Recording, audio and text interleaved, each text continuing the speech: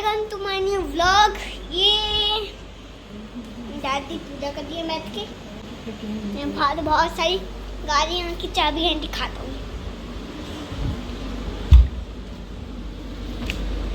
और भाइयों गाड़ी की चाबी लाओ, कहाँ है?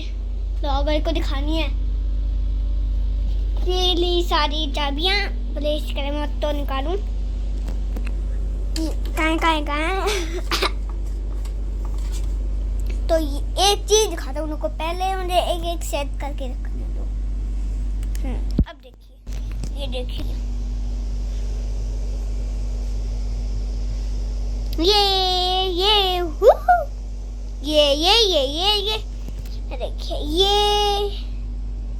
ये BMW की है। ये है